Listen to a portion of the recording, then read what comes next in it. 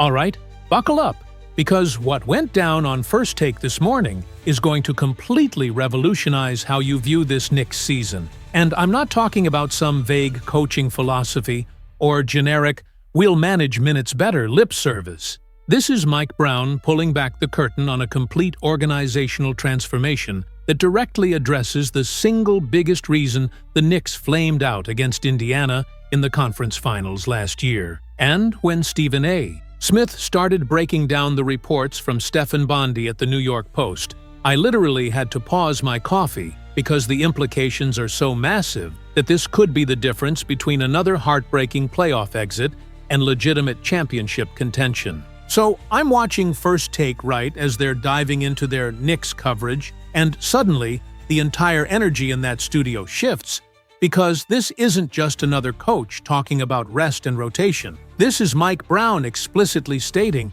that not all victories are created equal, that he learned from his Warriors experience about pacing players for championship runs, that he's willing to throw in the towel early in February games if it means having fresh legs in May. Stephen A. was practically jumping out of his seat because after 5 years of watching Tom Thibodeau grind his starters into dust, finally, there's a coach in New York who understands that the regular season is a marathon, not a sprint. Let me break down what really happened during this First Take segment, because the surface-level coach says he'll manage minutes narrative completely misses the cultural revolution happening inside Madison Square Garden right now. The panel was going through Bondy's reporting, and here's the exact quote from Mike Brown that had everyone's attention. "The biggest thing is trying to make sure you watch everybody's minutes instead of trying to chase game. There might be some games where maybe you throw the towel in early.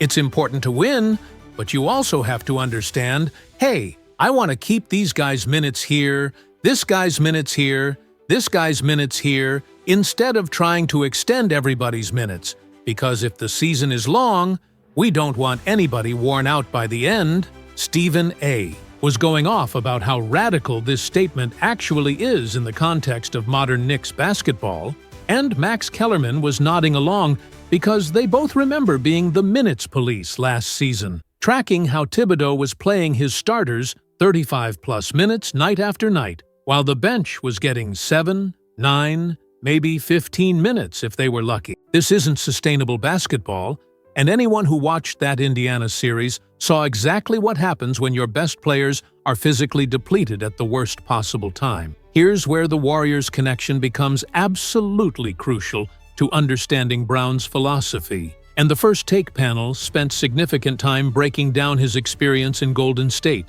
Brown was hired by the Warriors in 2016 as an assistant under Steve Kerr, and he watched firsthand how Kerr managed Steph Curry's minutes with an almost obsessive attention to long-term health over short-term wins. Brown told Bondy about the 2016 season when the Warriors chased the 73-win record and how it kind of caught up with them. And from that point forward, Kerr was like, "I'm not going to chase it anymore. If we get it, we get it. But I got to make sure Steph Curry, if we want him to only play 35 minutes or average 35 minutes a game, then that's what he's going to average." That last part is absolutely critical, and Stephen A. kept coming back to it throughout the segment. Kerr would literally pull Steph in the fourth quarter of close games if he'd already hit his target minutes, living with whatever result happened, because the big-picture championship health mattered more than any individual regular season victory. That's the exact mentality Brown is bringing to New York,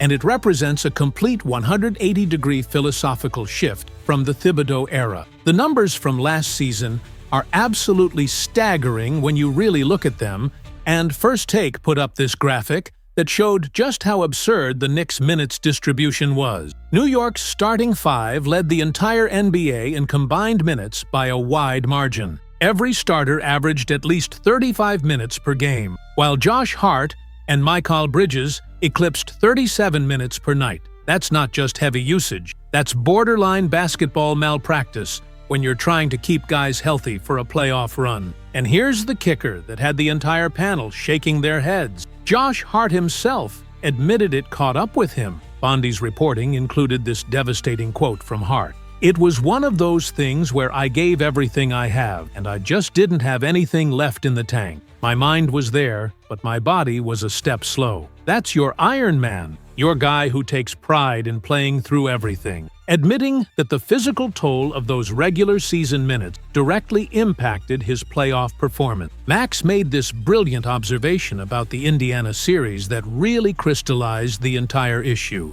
The Knicks upset Boston in the second round and advanced to their first conference finals since 2000. So on paper, you could argue the minutes strategy worked. But anyone who actually watched that Pacers series saw a team that looked physically deflated, a step slower than their opponents, unable to generate the defensive intensity that had defined their earlier playoff success. That's what happens when you've been playing 37 minutes per night for 6 months straight. Brown's approach addresses this head-on, and the First Take panel was speculating about what the actual minutes distribution might look like this season. Nobody knows the exact targets yet, but the educated guess is somewhere between 25-30 minutes per night for starters, depending on game flow and competition level. If the Knicks are blowing out an opponent, maybe the starters play 25 minutes, and the entire bench rotation gets real developmental minutes. If it's a tough game against a top contender, maybe you push to 30, but that's the absolute ceiling, rather than the floor. Stephen A. was particularly excited about what this means for bench development. And this is where the long-term thinking becomes really apparent. Last season, if you were playing 7 minutes per game off the bench, you essentially had no rhythm, no chance to actually impact games in meaningful ways. How do you expect guys to develop, to build confidence, to understand their role within the team's ecosystem when they're getting garbage time minutes at the end of blowouts? You can't. But if Brown is serious about spreading minutes around, suddenly you've got 8, 9, maybe 10 guys getting real rotation minutes, building chemistry, staying ready for playoff action. The young players specifically became a major talking point during the segment, and this is where you see how Brown's philosophy could unlock untapped potential on this roster. Max was saying, imagine if guys like Pacomi Dadiat, or whoever else is on that developmental track,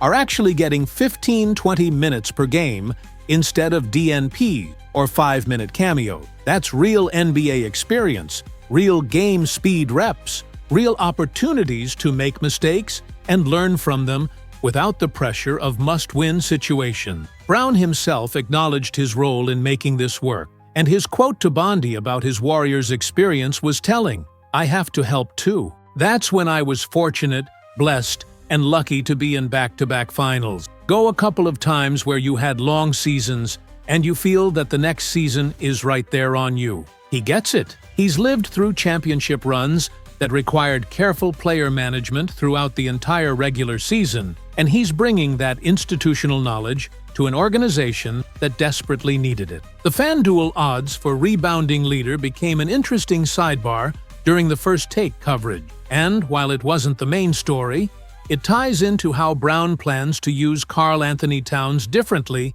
than Thibodeau did. Towns is listed at plus 1,200 to lead the league in rebounds per game, which obviously makes Domantas Sabonis the heavy favorite. But the fact that Towns is even in that conversation tells you Brown is planning to unleash him on the glass in ways we haven't seen before. Here's what really emerged from the entire First Take segment that I think Knicks fans need to understand. This isn't just about minutes management or roster rotation. This is about organizational philosophy and championship culture. Brown is saying all the right things before coaching a single game, doing all the right things in terms of setting expectations and establishing priorities. The starters will play less. The bench will play more. Young players will get real developmental opportunities. And most importantly, nobody's chasing regular season wins at the expense of playoff health. That's what went down on First Take this morning, and honestly, if Mike Brown actually follows through on this plan, if he has the courage to pull starters in close February games, if he trusts his bench in meaningful minutes, if he prioritizes May over January, this could be the single most important cultural shift in modern Knicks history. Championships aren't won in November, they're won in June. And finally, New York has a coach who actually understands that.